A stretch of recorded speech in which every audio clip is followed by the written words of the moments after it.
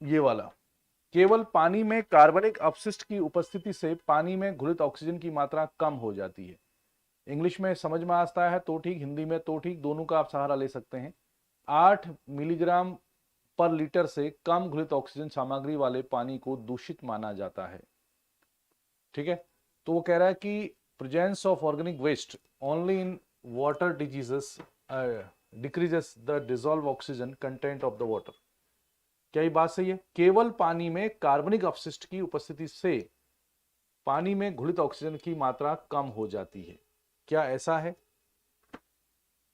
दूसरा, जो घुलित ऑक्सीजन होती है जिसको मैंने पढ़ाया भी था, वो अगर 8 मिलीग्राम प्रति लीटर से कम हो तो उस पानी को हम दूषित मानते हैं।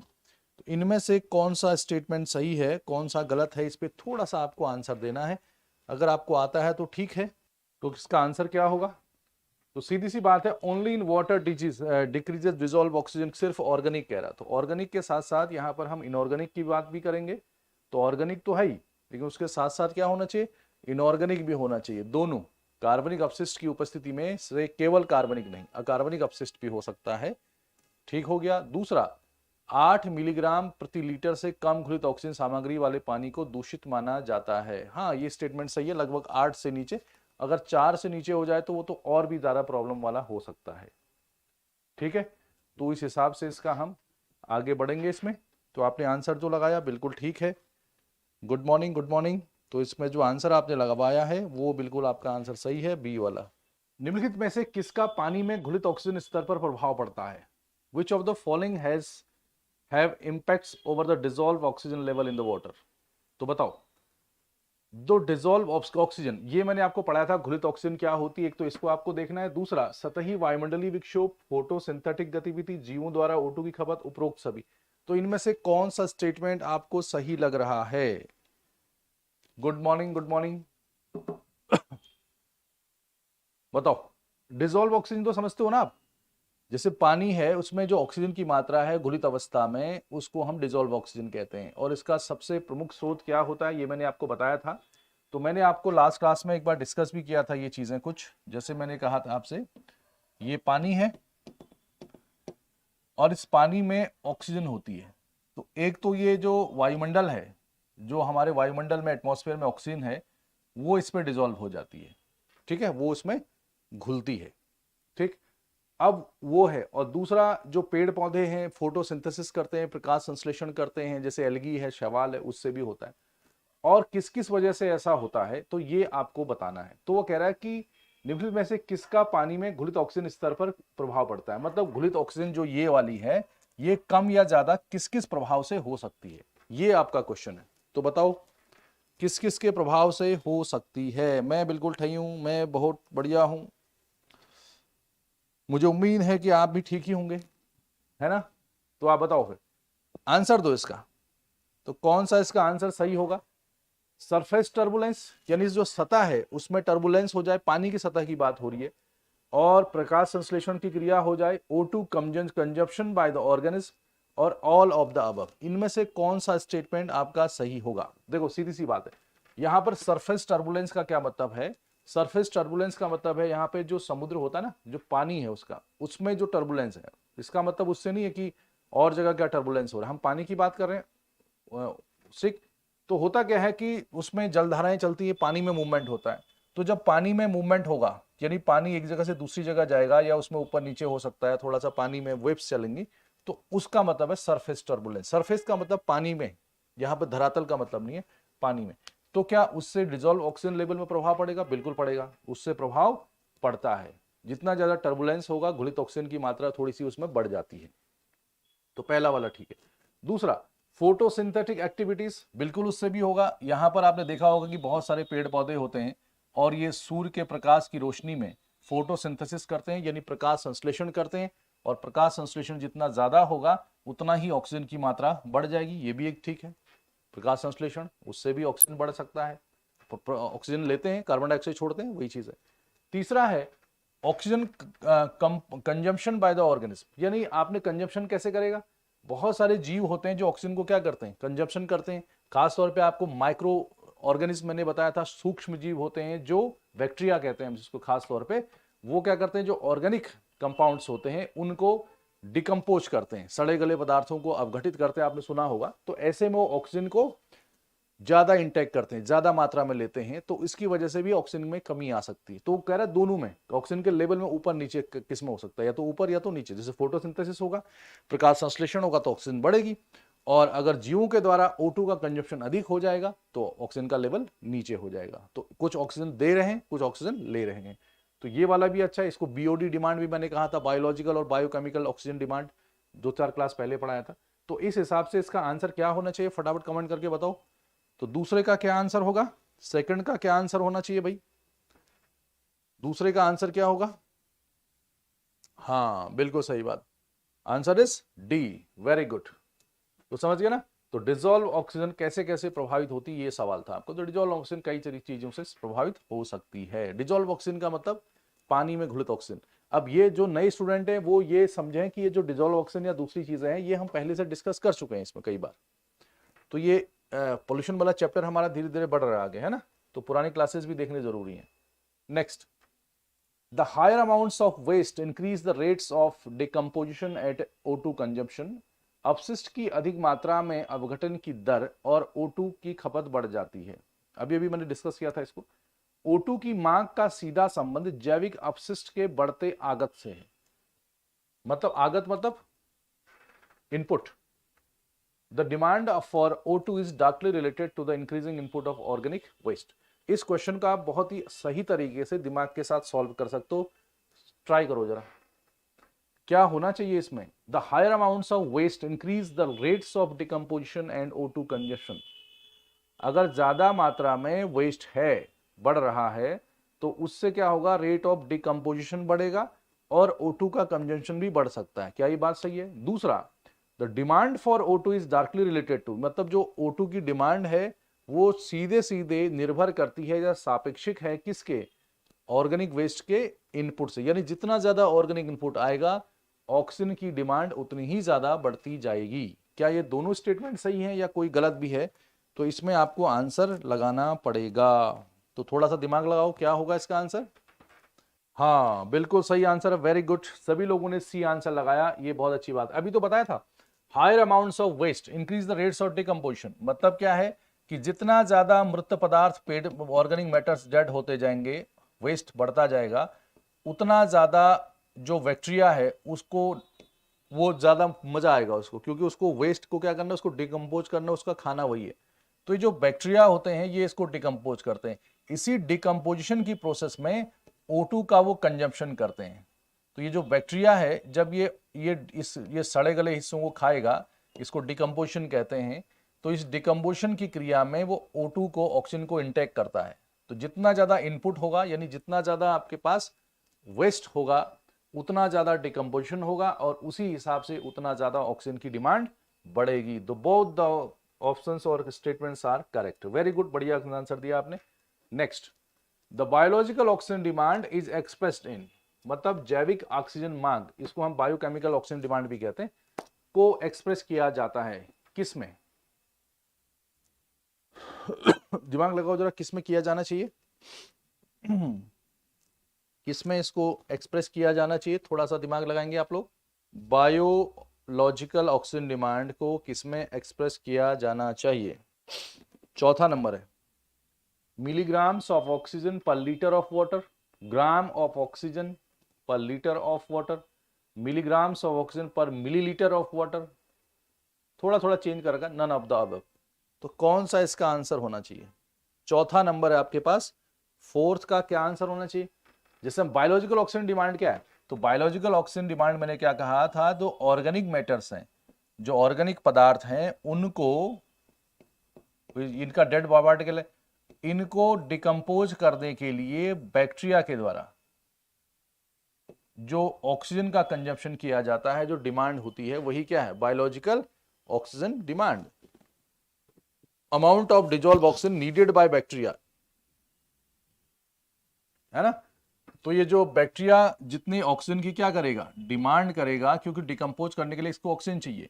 तो वही ऑक्सीजन की जो डिमांड है उसी को हम बायोकेमिकल और बायोलॉजिकल ऑक्सीजन डिमांड कहते हैं। जैसे मान लो अगर आप बैक्टीरिया होते, ठीक है, और आपको किसी चीज को, इनको ऑर्गेनिक मैटर को डिकम्पोज करना होता, अवगठित करना होता, तो आप जितनी ऑक्सीजन की डिमांड करते, क्योंकि खाना खाना है ना उनको, श्वसन क्रिया रिस्पायरेशन कहते हैं, ठीक, वो प्लांट तो है नहीं जो अपने आप खाना बनाएगा, तो कुछ अपने दूसरे तरीके से उसको वो करना है, ठीक, फोटोसिंथेसिस से नहीं बनाएगा मतलब खाना, तो जहां ऑक्सीजन वो छोड़ता है, यहां पर ऑक्सीजन को लेता है, तो उसको बीओडी कहते हैं। तो इसको किस में नापते हैं, तो बताओ। पहला आंसर बिल्कुल सही है, प्रति लीटर पानी में मिलीग्राम। हम कहेंगे जैसे मान लो 4 मिलीग्राम ऑक्सीजन है प्रति कितने में, प्रति लीटर पानी में, 1 लीटर पानी में, ऐसे सपोज मिलीग्राम पर लीटर इसमें नापते हैं। यानी मिलीग्राम का मतलब हो गया ऑक्सीजन की मात्रा और लीटर का मतलब हो गया पानी की मात्रा, ठीक है, ऐसे नापते हैं। तो आंसर क्या होगा इसका, फोर्थ का ए आंसर हो जाएगा आपका। ये बात समझ में आई। तो आपको लिख लेना चाहिए कि बायोलॉजिकल ऑक्सीजन डिमांड का मात्रक क्या होता है या उसको किस में मेजर किया जाता है, तो आंसर होगा मिलीग्राम प्रति लीटर ऑक्सीजन की मात्रा, यानी लीटर मतलब पानी में कितना ऑक्सीजन की डिमांड है। ओके, तो आगे बढ़े। नोटिफिकेशन कैसे आता है आप लोगों का, नोटिफिकेशन तो आ जाना चाहिए, आपने सब्सक्राइब किया होगा उसको, क्या कहते हैं उसको, कुछ और भी बोलते हैं, घंटी वंटी जैसी होती है ना, बेल आइकन बजाओ और वो करो, तो फिर तो आपके पास आ जाना चाहिए वो नोटिफिकेशन। अगला सवाल, नोटिफिकेशन तो आना ही चाहिए भी, पता नहीं अब मुझे नहीं पता खास। Consider the following statements with reference to the biological oxygen demand. तो बायोलॉजिकल ऑक्सीजन डिमांड के बारे में निम्नलिखित कथनों पर आपको विचार करना है। तो ये तो आपका बहुत बार आ गया बायोलॉजिकल ऑक्सीजन डिमांड, अब आप इसका आंसर आप लिख ही लोगे। तो आप लिखेंगे जैविक ऑक्सीजन मांग का उच्च मान पानी की कम घुलित ऑक्सीजन सामग्री को इंगित करता है। इंग्लिश में पढ़ोगे जल्दी समझ में आएगा। अगर वीओडी की वैल्यू ज्यादा है तो इसका मतलब जो डीओ है, डिजोल्व ऑक्सीजन है, वो कम है, ये पहला स्टेटमेंट है।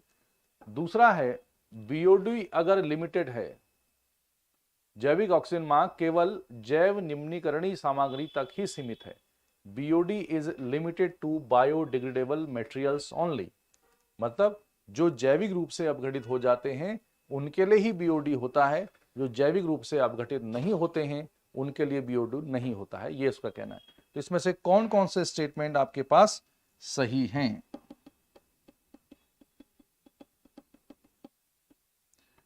आज आया कि नहीं आया नोटिफिकेशन, मैं ये जानना चाह रहा हूं। जैसे एक इन्होंने कहा ना बड़े भाई ने हमारे कि आज नोटिफिकेशन नहीं आया, तो क्या किसी के पास नहीं आया कि इनके पास ही नहीं आया, सवाल ये है। तो पांचवे का कौन सा स्टेटमेंट सही होगा, ओनली 1 और 2, बताओ। अच्छा सवाल है, एग्जाम में आ सकता है। ज्यादातर लोगों ने सी आंसर लगाया है या बी लगाया है या ए लगाया है, ज्यादातर लोगों ने ए ही आंसर लगाया है। तो ए में ऐसी क्या खास बात है। The higher value of BOD indicates low DO content, बिल्कुल सही बात है, आपने पहला स्टेटमेंट को गलत नहीं सही किया है, ये अच्छी बात है भाई, सीधी सी बात है। जो ये पानी है, फिर से मैं बता देता हूं, इसमें कंफ्यूज नहीं होना है, ये पानी है, जिसने पहली क्लासेस नहीं करी है, ये पानी है, इसमें जो ऑक्सीजन है घुलित ऑक्सीजन, वो क्या है, डिजोल्व ऑक्सीजन कहते हैं उसको, क्या बोलते हैं, डिजोल्व ऑक्सीजन, घुलित ऑक्सीजन, जो कि बहुत जरूरी है सर्वाइवल के लिए, एक अमाउंट उसका होना चाहिए, तभी जीव जंतु या इकोसिस्टम हमारा बढ़िया से सर्वाइव कर सकता है, ठीक है।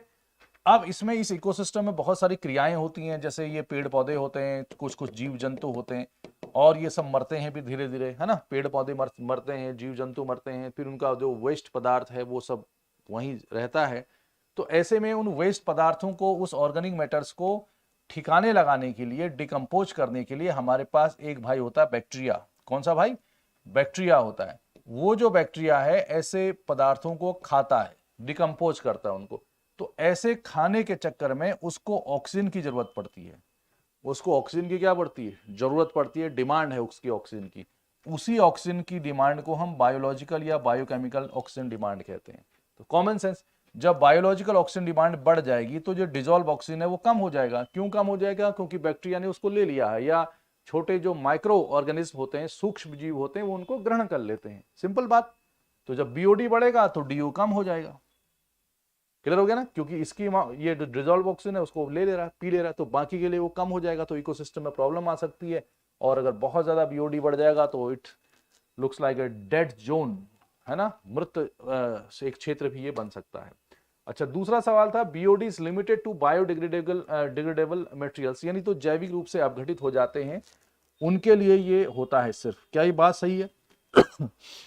ये बात बिल्कुल सही है, ये बात बिल्कुल सही। Is limited to biodegradable materials, ये नॉन बायोडिग्रेडेबल यानी जो जैविक रूप से अपघट्य नहीं है, जैसे डीडीटी प्लास्टिक्स होता है ना, वो जैविक रूप से अपघटित नहीं होते हैं, तो उनके लिए बीओडी नहीं हो पाती है, उसके लिए हम बीओडी को नहीं नापते हैं, उसके लिए कुछ और वर्ड होता है, इसके अगले वाले सवाल में आएगा।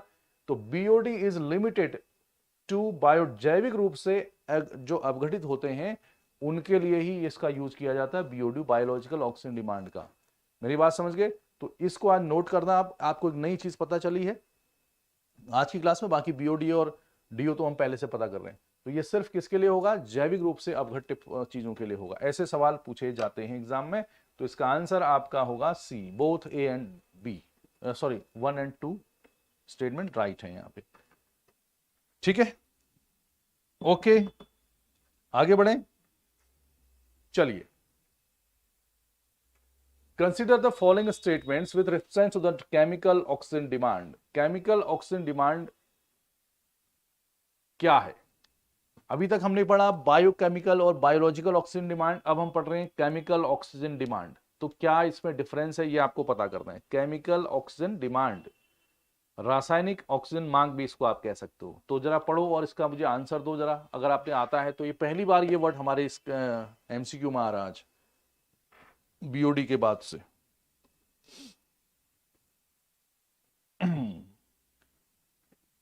गुड मॉर्निंग, टाइम से आया करो, थोड़ा सा टाइम से आप लोग सभी लोग। एमसीक्यूज को आप हल्के में ना लें, एमसीक्यू को हल्के में लेना मतलब अगर आप रेगुलर कस्टमर हैं एमसीक्यू के, उनके लिए मैं कह रहा हूं। हाँ, कभी कभी चलता है तो फिर तो हम कुछ भी देख सकते हैं। छठे का सी, सी आंसर होगा क्या? सी मतलब दोनों सही है ना? चलो पढ़ते हैं क्या है। रासायनिक ऑक्सीजन मांग पानी में प्रदूषण भार को नापने के लिए उपयोग किए जाने वाले जैविक ऑक्सीजन मांग और घुलित ऑक्सीजन की तुलना में एक क्या है निम्न विधा। देखो, chemical oxygen demand is an inferior mode than BOD and DO used to measure pollution load in water. क्या ये भी एक वो है बीओडी और डीओ के अलावा? दूसरा, it is the measure of oxygen equivalent to the requirement of oxidation of total organic matter present in water. कुल कार्बनिक पदार्थों के ऑक्सीकरण की आवश्यकता के बराबर ऑक्सीजन की मांग है। कुल कार्बनिक पदार्थ टोटल, इनकी ऑक्सीजन आवश्यकता की मांग के बराबर है। तो इसमें ज्यादातर आप लोगों ने आंसर सी दिया है। आपने इसका आंसर ज्यादातर लोगों ने क्या दिया है? सी आंसर इसका दिया है। क्या ये बात सही है सी आंसर के लिए, या बी इसका आंसर होना चाहिए? तो गौर से अगर आप देखोगे तो इसमें जो पहला वाला स्टेटमेंट है ये वो कह रहा है कि ये जो इसको समझो, ये समझ में थोड़ा कम आ रहा होगा। रासायनिक ऑक्सीजन मांग पानी में प्रदूषण भार को नापने के लिए उपयोग किए जाने वाले जैविक ऑक्सीजन मांग यानी बीओडी और डीओ की तुलना में एक निम्न विधा है, मतलब लो कैटेगरी की है। मतलब इसका यूज उतना ज्यादा प्रदूषण को, पानी में जो प्रदूषित पानी है उसको नापने के लिए उतना अच्छा यूज नहीं किया जाता जितना बीओडी बायोलॉजिकल ऑक्सीजन डिमांड या डिजोल्व ऑक्सीजन यानी घुलित ऑक्सीजन का किया जाता है। तो निम्न विधा है, क्या ऐसा है? इसको मैं बताऊंगा अभी ऐसा है या नहीं है। तो सवाल को समझो पहले क्या है। तो ऐसा बिल्कुल नहीं है, ये निम्न नहीं, ये और अच्छी विधा है, उनसे बढ़कर है। क्यों है इसका मैं अभी आपको आंसर दूंगा। कहने का मतलब, ये पहले स्टेटमेंट का मतलब ये था कि जो केमिकल ऑक्सीजन डिमांड हम नामते हैं, केमिकल ऑक्सीजन डिमांड वो क्या होती बताएंगे अभी। पहले सिर्फ स्टेटमेंट में देखो।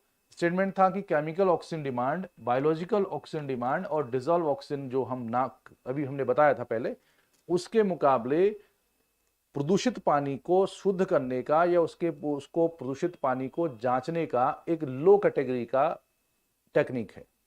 ये स्टेटमेंट था। तो स्टेटमेंट ये गलत है, ये लो टेक्निक का नहीं है, ये ज्यादा अच्छा है उससे। अब कैसे, अभी पता लगेगा। दूसरा, यह पानी में मौजूद कुल कार्बनिक पदार्थों के ऑक्सीजन की आवश्यकता के बराबर ऑक्सीजन की मांग है। तो दूसरा स्टेटमेंट जो है वो कह रहा है कि जो ऑक्सीजन टोटल, मतलब ये कह रहा है कि कुल कार्बनिक पदार्थ, अब यहां पर ध्यान दो, ये कुल कार्बनिक पदार्थ का क्या मतलब है, मुझे उस पर आप वो करोगे, कमेंट करके बताओ। यहां पर ये जो टोटल वर्ड आया है इसका क्या मतलब है, सवाल को समझने में भी बड़ा सा दिक्कत है, ऐसे सवाल कई बार पूछे जा सकते हैं। वो कह रहा है कि it is the measure of oxygen equivalent of the requirement of oxygen, वही biochemical oxygen demand requirement type का ही है ये, of total organic matter present in the water. तो टोटल का क्या मतलब है, इसमें टोटल ऑर्गेनिक मैटर का क्या मतलब है, इस चीज को आप बताओ। टोटल ऑक्सीजन का क्या मतलब है, टोटल का क्या मतलब है ये बताओ आप मुझे। तो टोटल आप किसको कह रहे हो, यहां पे टोटल किसको बोलेंगे ये बताओ। टोटल किसको बोला जाएगा, कुल, कुल का मतलब क्या है, जल्दी आंसर दो भी मैं आगे जा रहा हूं। टोटल का मतलब रॉन्ग होता है, नहीं, क्योंकि कुछ तो नहीं हो सकता है। लड़का जो है ओनली आइस वाला ये भावनाओं में बह गया है।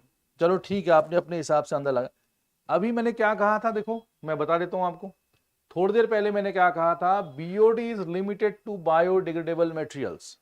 जो बीओडी है, बायोलॉजिकल ऑक्सीजन डिमांड है, वो केवल उनके लिए यूज होता है जो जैविक रूप से अपघटित हो जाते हैं। ऐसे पोल्यूटेड पार्टिकल्स या ऐसे पोल्यूटेड चीजें या ऐसे प्रदूषक चीजें जो बायोडिग्रेडेबल होती हैं, जैविक रूप से अपघटित हो जाती हैं, उनके केस में ही हम बीओडी वाली चीजों को यूज करते हैं। लेकिन जब हम जब हम केमिकली या केमिकल ऑक्सीजन डिमांड की बात करते हैं तो उसमें एक वर्ड आया है टोटल। तो यहां पर टोटल का मतलब होता है बायोलॉजिकली डिग्रेडेबल और नॉन बायोडिग्रेडेबल।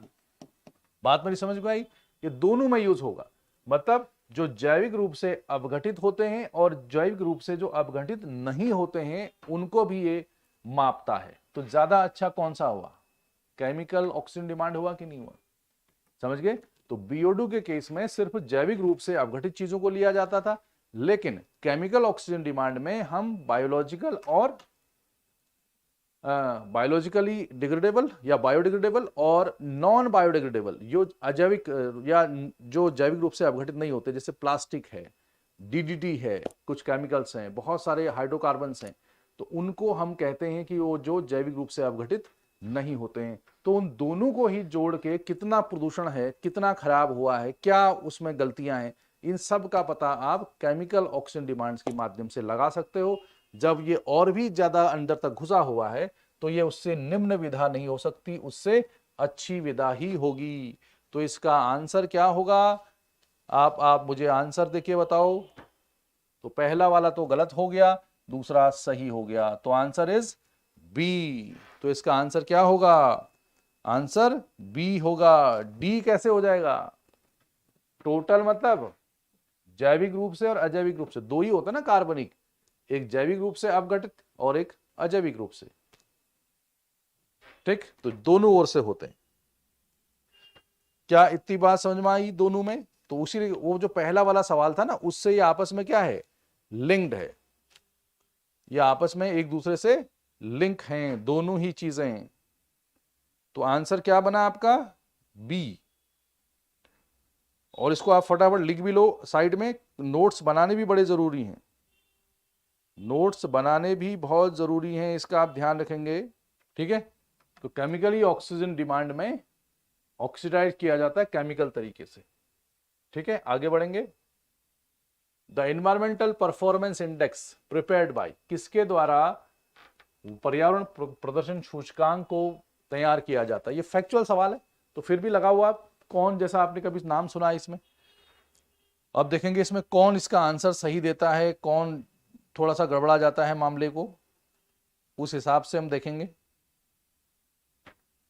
अनर्थ तो नहीं हुआ, अनर्थ नहीं हुआ, कुछ सीखने को मिला होगा। अनर्थ नहीं, वो सवाल आपको आता भी नहीं था ना पहले, तो ऐसे में मैं अनर्थ नहीं कहूंगा। अनर्थ होता है जब सवाल बता दिया गया हो उसके बाद आप गलत कर दो। तो जैसे आपको ये सीखने को मिला ना आज कि बीओडी और सीओडी में क्या फर्क है, तो सीओडी जो है chemically oxygen demand, chemical oxygen demand रासायनिक वाला, वो बायोडिग्रेडेबल और नॉन बायोडिग्रेडेबल दोनों, जैविक रूप से अपघटित और अजैविक रूप से वाले भी दोनों को वो नापता है। सेवंथ का सी आंसर लगा रहे हो आप। ये आंसर देखो, बड़ा दिमाग से आपने आंसर लगाया है, लेकिन कई बार हम जब दिमाग से आंसर लगाते हैं तो फिर वो गलत भी हो जाता है। आपने आंसर दे दिया C, United Nations Environment Programme, UNEP. आपको लगा कि एनवायरनमेंट से रिलेटेड है तो ये ठीक ही होगा, लेकिन बड़ी अच्छी बात है या बड़ी अलग सी बात है कि आपने दिमाग लगाया। लेकिन कई बार दिमाग लगाना जो है हानिकारक हो सकता है। इसका आंसर ये है, येल एंड कोलंबिया यूनिवर्सिटीज, है ना। तो कोलंबिया यूनिवर्सिटी जो है अपनी अमेरिका की, उसके द्वारा किया जाता है। एक से एक यूनिवर्सिटीज हैं दुनिया में जो नाम कमा रही, जहां रिसर्च हो रही है। एक भारत भी है, यहां भी अच्छी कुछ एक यूनिवर्सिटीज हैं। अब बाकी तो आप समझ रहे हो क्या चल रहा है, कैसा चल रहा है। तो आप भी विश्व गुरु के हिस्से हैं कि नहीं? ठीक है। तो येल एंड कोलंबिया यूनिवर्सिटीज में the environment performance index prepare किया जाता है। ये सवाल आ सकता है एग्जाम में, ठीक है। आप अपने आप नोट्स में इसको लिख लें, फैक्ट वाला सवाल है। ओके, अगला सवाल आपके सामने है ये, जल प्रदूषण के प्रभावों के बारे में निम्नलिखित कथनों पर विचार करें। जल प्रदूषण के प्रभावों के बारे में निम्नलिखित कथनों पर विचार करें। प्रदूषण वाला टॉपिक चल रहा है। तो पहला है, उद्योगों से निकलने वाला गर्म पानी जब जल निकायों में जोड़ा जाता है तो उसकी घुलित ऑक्सीजन सामग्री कम हो जाती है। ठीक है, यानी गर्म पानी जब उसमें जाता है तो घुलित ऑक्सीजन की मात्रा कम हो जाती है। क्या ये बात सही है? दूसरा, जो पारा होता है, मर्क्यूरी होता है कंपाउंड, वो अपशिष्ट जल में पारा यौगिक जीवाणु क्रिया द्वारा विषाक्त मिथाइल पारा में परिवर्तित हो जाता है, मिथाइल मरकरी में परिवर्तित हो जाता है। जब कोई जो मर्क्यूरी है, पारा है, वो किसी उससे मिलता है, बैक्टीरिया से मिलता है, तो उसके बाद वो विषाक्त हो जाता है, यानी टॉक्सिक हो जाता है। क्या ये बात सही है? तीसरा, कैडमियम से दूषित जल से मिनीमाता रोग होता है। ये तो आप इंटर हाई स्कूल से पढ़ते आ रहे हो कि किससे कौन सी बीमारी होती है। तो ये सवाल भी कभी कभी एग्जाम में पूछे जा सकते हैं। जरा आंसर लगाओ, कौन सा आंसर इसमें होगा। क्या गर्म पानी अगर आप डालते हो, देखो गर्म पानी कौन डालेगा? अब आम आदमी तो गर्म पानी डालेगा नहीं पानी में, नदी में या कुएं में या फिर तालाबों में या समुद्र में। तो गर्म पानी डालने का जो स्रोत है वो कहां से आएगा? दिमाग लगाओ, कहां से वो आएगा? क्या वो बात कहां से आनी चाहिए? और दूसरा आपका स्टेटमेंट है, जो पारा है जब वो उससे रिएक्ट करता है, दिमाग लगाओ। कुछ लोगों का आंसर डी है, कुछ का सी है, सी और डी आंसर है। अच्छा, चलो ये बात अच्छी है कि आपने पहला स्टेटमेंट गलत। ऐसे सवालों में ना आप इस पे ध्यान मत दिया करो बहुत ज्यादा कि मेरा ए है कि बी है कि सी है। आप ये देखो कि आपको कौन कौन से स्टेटमेंट आते हैं। देखो पहला सवाल, ये बिल्कुल सही बात है, डिजोल्व ऑक्सीजन। जैसे हम कहते हैं ना कि आपने सुना होगा, ये आप सुनेंगे बाद में एनवायरमेंट इकोलॉजी की क्लासेस जब आप करेंगे, तो जब भी फैक्ट्रियों से गर्म पानी डाला जाता है, जैसे बहुत सारी फैक्ट्री होती हैं जिसमें बहुत ज्यादा पानी का यूज होता है, जैसे आयरन एंड स्टील, तो वहां पर कोयले का यूज होता है आयरन एंड स्टील कंपनीज में। बाकी चीजों में भी टेम्परेचर का यूज किया जाता है, हाई टेम्परेचर का। तो ऐसे में मशीनें हैं, दूसरा प्रोडक्ट है, उनको बनाने के लिए, उनको अपने सांचे में ढालने के लिए हाई टेम्परेचर का यूज किया जाता है। और फिर बाद में उनको ठंडा करने के लिए या बहुत सारी मशीन को चलाने के लिए पानी का भी यूज होता है। ठीक है, तो ऐसे में जो वहां से हाई टेम्परेचर वाला पानी निकलेगा, बहुत ज्यादा गर्म पानी निकलता है। अब वो गर्म पानी कहाँ जाएगा? तो वो गर्म पानी फैक्ट्रियों के द्वारा किसी नदी में जा सकता है, नाले के थ्रू कहीं जा सकता है, या फिर फाइनली सी में भी जा सकता है, जो सी के किनारे होते हैं। तो ऐसे में जब बहुत ज्यादा गर्म पानी इंसानी करतूत के द्वारा किसी लेक में, बड़ी लेक हो सकती है, किसी नदी हो सकती है, या सी हो सकता है, उसमें जब वो जाता है तो वहां पर जो ऑक्सीजन है, जो उस घुलित ऑक्सीजन है उस पानी में, जो सर्वाइवल के लिए बहुत ही इंपॉर्टेंट है वहां पर इकोसिस्टम के, उसकी मात्रा को वो कम कर देती है। क्या कर देती है? कम कर देती है। ये बिल्कुल सही बात है। इसीलिए जब पानी नॉर्मल होगा या ठंडा होगा तो डिजोल्व ऑक्सीजन ज्यादा होगी, और जब पानी गर्म हो जाएगा या हमारी करतूतों की वजह से जो हम एक्स्ट्रा गर्मी पानी में पैदा कर रहे हैं उसकी वजह से डिजोल्व ऑक्सीजन कम हो जाएगी, तो इकोसिस्टम को नुकसान होगा। इसीलिए कहा जाता है कि जो इंडस्ट्रीज हैं या बाकी इस टाइप की चीजें हैं, वहां से डायरेक्ट पानी का फ्लो सीधे नदी में या किसी नाली में नहीं होना चाहिए।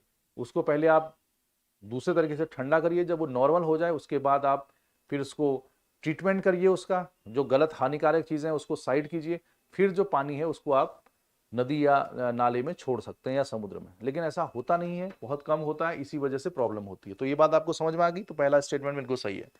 दूसरा ये है, जो पारा कंपाउंड्स होता है इन वेस्ट वाटर, जो दूषित जल में पारा होता है, वो बैक्टीरिया के द्वारा, जीवाणु के द्वारा मिथाइल मरकरी में परिवर्तित कर दिया जाता है, जो कि बहुत ही हानिकारक होता है।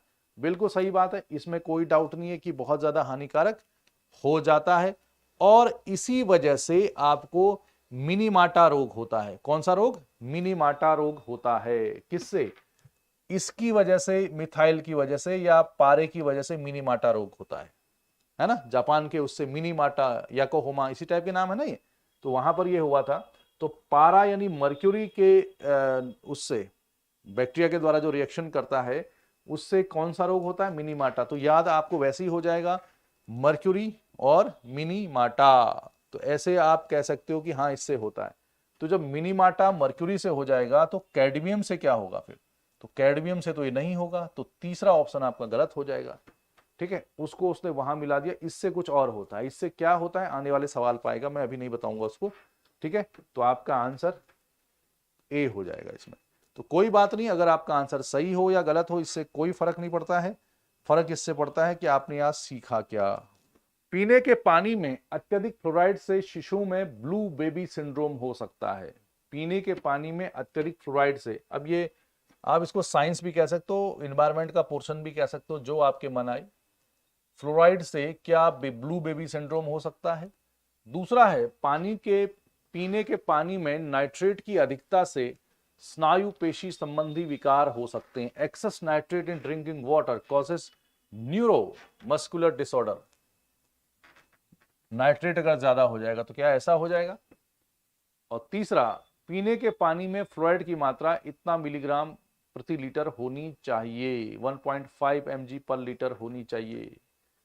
अब ये सवाल है आपका, पहले दो पे आप आंसर लगाओ क्या होना चाहिए, उसके बाद तो हम देखते हैं क्या है। और नाइट्रेट के ज्यादा होने से क्या हमारा जो सिस्टम है न्यूरो वाला, दिमागी वाला, उसमें कुछ डिसऑर्डर पैदा हो जाता है, या फिर फ्लोराइड के पानी को पीने से क्या हो जाता है? ये आपके सब हैं। ठीक है, और एक चीज और ध्यान रखेंगे, सवाल ये है कि इनकरेक्ट कौन कौन सा है। ये इनकरेक्ट पूछ रहा है, ध्यान रखना इस पे, इनकरेक्ट पूछ रहा है, थोड़ा दिमाग लगाओ, मैं आपको टाइम इसीलिए दे रहा हूं। इनकरेक्ट पूछ रहा है, कौन सा गलत है? तो ब्लू बेबी सिंड्रोम, ये जिससे स्नायु पेशी संबंधी विकार होते हैं, ये वाला। तो इसमें जो पहला वाला है वो दूसरे से मिलता है, दूसरा वाला पहले से मिलता है। तो अब आप मेरी बात समझ गए होंगे। तो पहला और दूसरा दोनों ही गलत है। तीसरा ये जो ठीक है, वो फ्लोराइड की जो मात्रा है वो 1.5 तक इंसानी बॉडी टॉलरेट कर सकती है। तो ये तो खैर फैक्चुअल चीज है ये वाली। लेकिन जब आप ऊपर देखेंगे तो ब्लू बेबी सिंड्रोम वो फ्लोराइड से नहीं होता है, वो नाइट्रेट की मात्रा बढ़ने से होता है। तो पहला वाला तो वैसे ही गलत हो गया। ठीक है, तो ब्लू बेबी सिंड्रोम जो होता है वो नाइट्रेट के बढ़ने से होता है। तो पहला गलत कौन सा है पूछ रहा हो, तो पहला क्या है? गलत है। और दूसरा, एक्सेस फ्लोराइड पीने के बाद आपको न्यूरोमस्कुलर डिसऑर्डर्स हो सकते हैं। यानी कि जो ये है, ये वाला, ये इससे होता है, तो ये इससे होता है और ये इससे होता है। तो ऊपर का नीचे, नीचे को ऊपर कर दिया है बड़े भाई ने। तो पहला और दूसरा ऑप्शन इसमें गलत है। तो थोड़ा सा आपको मजा आया होगा इस सवाल से, समझ गए? थोड़ा सा आपको मजा जैसा आया होगा। तो आपके बोन्स में, आपके जॉइंट्स में पेन हो सकता है, प्रॉब्लम आ सकती है। किसका पानी ज्यादा पीने से? फ्लोराइड का पानी पीने से, ये वाला। अब ब्लू बेबी सिंड्रोम टाइप का वो नाइट्रेट से होता है। यानी आप कह सकते हो कि छोटा बेबी है, उससे आप क्या कहोगे? नहीं करो, नहीं करो कहते हैं ना उसको, ना ना करो, नाइट्रेट नाइट्रेट नहीं करो। तो ये है। तो कितने लोगों को बेहोशी छाई इससे? ऐसे सवालों से कितने लोगों को बेहोशी चाहिए? यूपीएससी में ऐसे सवाल बहुत ज्यादा पूछे जाते हैं, आप बिल्कुल समझिए चीजों को। ठीक है, तो कई चीजें ठीक है, आगे बढ़े। एक्सेस फ्लोराइड फिर से आ गया, देखो, ज्यादा फ्लोराइड की मात्रा अगर आप पी रहे हो तो उससे क्या क्या आपको नुकसान हो सकता है, बताओ। ये सवाल कैसे बनेगा? ज्यादा फ्लोराइड आपने पी लिया तो आपको क्या क्या नुकसान हो सकता है, ये सवाल 10th सवाल है, 10वां सवाल है। तो 10वें में कौन कौन सा आएगा? न्यूरोमस्कुलर आएगा कि गैस्ट्रो आएगा या टीथ आएगा, दांतों की जो ऊपर नीचे इधर उधर वाला हो जाता है वो आएगा, क्या आएगा इसमें? हाँ, ये आंसर आपने ठीक लिखा, सभी सही है। क्योंकि भाई अभी अभी तो पढ़ा था ना ये जॉइंट्स पेन इधर उधर आ सकता है आपका बहुत सारा। नेक्स्ट क्वेश्चन, तो आप लोग लिखा भी करें इसको, है थोड़ा सा लिखना भी जरूरी है। 11वां सवाल, over exploitation of ground water may lead to leaching of arsenic from soil, यानी भूजल के अत्यधिक दोहन से मिट्टी से आर्सेनिक का रिसाव हो सकता है। ठीक हो गया। लंबे समय तक आर्सेनिक के संपर्क में रहने में पैरों में कालापन आ जाता है। Arsenic cause black foot disease, कालापन वाली बात नहीं है, ये अलग नाम है इसका। ब्लैक फुट डिजीज एक अलग ही नाम है, पूरा नाम है। ठीक है, तो क्या इसमें से कौन सा आंसर आपके पास सही है, ये आपको लगाना है। फटाफट इसका आंसर बताओ आप मुझे। तो ये तो आपको रटनी पड़ेंगे ना, इससे ये बीमारी हो जाती है, इससे। जैसे मिनीमाटा मैंने पढ़ाया था आपको, और कैडमियम से मैंने नहीं पढ़ाया था, अभी थोड़ी देर मैंने कहा था बाद के सवाल में आएगा। और ब्लू बेबी सिंड्रोम आपको पढ़ाया मैंने, अभी नाइट्रेट वाला चक्कर था। फ्लोराइड से आपके दांत वांत हो सकते हैं, न्यूरोमस्कुलर प्रॉब्लम्स आ सकती हैं, है ना। तो ये जॉइंट्स में वाली प्रॉब्लम आ सकती है, ये हमने बताया था आपको। हाँ, तो बहुत सारे स्टूडेंट ने इसमें बोथ आर करेक्ट, तो वेरी गुड, ये सवाल आपका बिल्कुल सही है, ये दोनों ही सही है। ठीक है, तो आर्सेनिक पानी में मिलता है ना, ये बहुत ज़्यादा भूजल का दोहन हो जाता है तो वहाँ पर प्रॉब्लम आ जाती है, और इसकी वजह से क्या ब्लैक फुट डिजीज हो जाता है। और अगला सवाल आपके पास है इसी से रिलेटेड कि आर्सेनिक का जो प्रदूषण है, जो आर्सेनिक कंटामिनेशन है, वो किस स्टेट में भारत में सबसे ज़्यादा है, ये सवाल है। ये सवाल भी कई बार पूछा जा सकता है, यानी कहां पर ऐसा हुआ है कि भूजल के दोहन की वजह से या दूसरी वजहों से मिट्टी में, सॉइल में और ग्राउंड वाटर में आर्सेनिक की मात्रा बढ़ गई है, और ब्लैक फुट डिजीज जहां पे ज्यादा पाई जाती है, तमिलनाडु, महाराष्ट्र, वेस्ट बंगाल एंड उड़ीसा में से कौन सा इसका आंसर सही होगा? क्या लगाओगे आप आर्सेनिक में?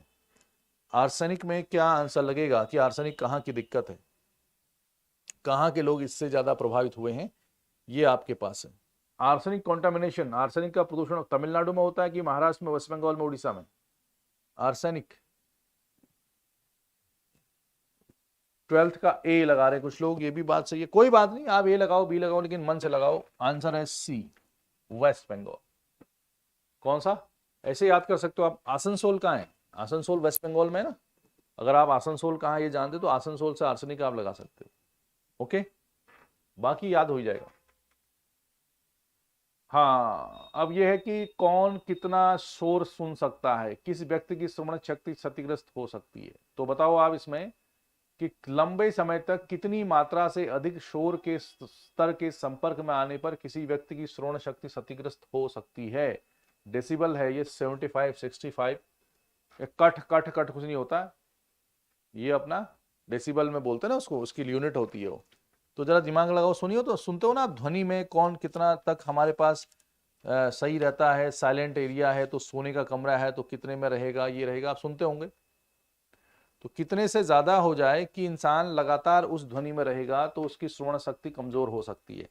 इन पे भरोसा है आपको? इसका आंसर वैसे 75 है ना। लेकिन ऐसा होता है हिंदुस्तान में, कहां पर ऐसा नहीं है कि अगर आप ध्वनि ना बज रही हो हमारे वहां। हमने इससे क्या कर लिया ना, हमने इस जो साउंड पोल्यूशन है इसको हमने अपना बना लिया है। आप शादी में चले जाओ, खाली बाजा बजता है हमारे यहाँ। आप पूजा पाठ करने चले जाओ, जबकि आस्था का मामला है, थोड़ी शांति रहनी चाहिए। हाँ, थोड़ा बहुत कभी कभी चलता है, लेकिन वहां और खतरनाक हुआ रहता है। कहीं पर यह चीज बताओ जहां पर थोड़ी शांति रहती हो, कमेंट करें मुझे, मैं वहीं जाना चाहता हूं। हाँ, शादी ब्याह में तो ठीक है, वो एक इंजॉयमेंट का मुद्दा है, वो हम ये नहीं कह रहे, उसमें भी चलता है थोड़ा सा। आप जिम चले जाओ, वहां और चल रहा है, मैं ये कर दूंगा, मैं वो कर दूंगा, अलग ही गाने चल रहे हैं वहां। इंसान अपने आप को पता नहीं क्या ही सोच रहा है वहां, सिंघम टाइप से चलता है ना ऐसा। तो वो कौन सी जगह है जहां साउंड नहीं? और इस 75 डेसिमल जो लिखा हुआ है ये मानक है, पूरी दुनिया ने बढ़िया से बनाए हैं ये सही लोगों ने, लेकिन मुझे लगता है कि हमने इतनी अपनी इम्यूनिटी विकसित कर ली है अपने अंदर कि हमें 100, 150, 200 में भी पता नहीं कुछ होता कि नहीं होता, क्योंकि आदत हो चुकी है। नहीं, हाँ कुछ एक प्लेसेस हैं जहां पे शांति रहती है, तो कोशिश करें कि कम से कम आस्था वाले मामलों में कुछ हद तक शांति रहे, क्योंकि आस्था भक्ति शांति से होती है, ये दिखावे की चीज बिल्कुल नहीं है। थोड़ा बहुत चलता है, मैंने कहा ना थोड़ा बहुत चलता है, वो घंटी बजाना ठीक है उतना चलता है, लेकिन रात रात भर, ये मैं नहीं कह रहा हूं, ये सुप्रीम कोर्ट भी कहता है कि रात को 10 बजे से सुबह 6 बजे तक सोने वाले इलाकों में, रिहायशी इलाकों में, अस्पतालों में या फिर बाकी जगह पे जहां पे लोग रहते हैं, वहां पर आप तेज आवाज में डीजे नहीं बजा सकते हैं, चाहे वो कोई भी हो। लेकिन उसकी मानने वाला कौन है? क्योंकि ये आपके आर्टिकल 21 जिसको हम कहते हैं निजता का अधिकार, जीने का अधिकार, तो उसमें सोने का अधिकार भी आता है, शांति से बैठने का अधिकार भी आपको है।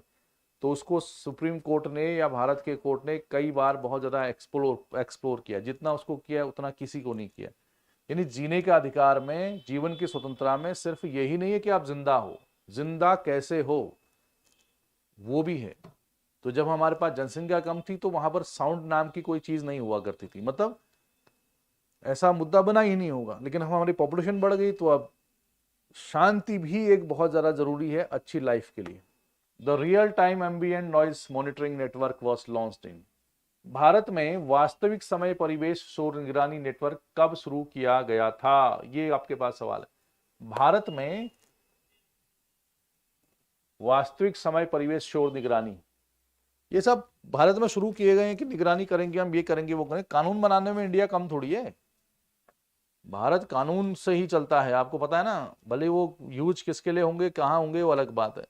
तो इसका आंसर क्या होना चाहिए? अगर इसका आंसर आप देखोगे तो आपको मिल जाएगा 2011। अगर आपको पता है तो ठीक, नहीं भी पता है तो फैक्चुअल है, आप देख लेना। हो सकता है मैं भी कई बार गलत बोल देता हूं, 2011 होना चाहिए। आगे बढ़े या 9, कौन सा इसका आंसर होगा? The real time ambient noise monitoring network was launched in, ये सवाल है ना, कब लॉन्च किया गया इसको? तो इसका आंसर है 2011 में किया गया, बिल्कुल सही बात है। तो आंसर इज सी। तो बहुत अच्छी बात है, ये आ सकता है कभी एग्जाम में आपके। ओके, सी आंसर है इसका। Next, noise pollution is recognised as part of air pollution. देखो मैंने क्या बताया आपको, एक दौर ऐसा भी था कि एयर पोल्यूशन, क्या लिखा है, noise pollution is recognised as a part of pollution. वायु अधिनियम 1981 के तहत ध्वनि प्रदूषण को वायु प्रदूषण के हिस्से के रूप में मान्यता दी गई, क्योंकि एक जमाने में ध्वनि प्रदूषण होता ही नहीं होगा या वायु प्रदूषण भी नहीं होगा, पहले लोग कम थे। विश्व स्वास्थ्य संगठन की सिफारिश है कि घर के अंदर ध्वनि स्तर 70 डेसिबल से कम होना चाहिए।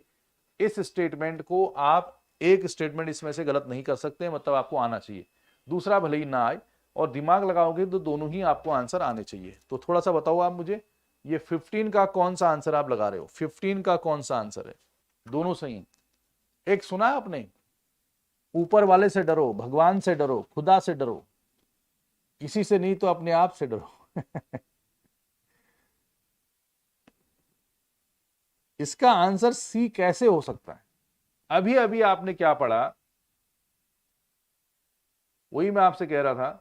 आपने लिखा है कि लंबे समय तक किसी कितने अधिक शोर में संपर्क में आने पर किसी व्यक्ति की श्रवण क्षमता कम डैमेज हो सकती है।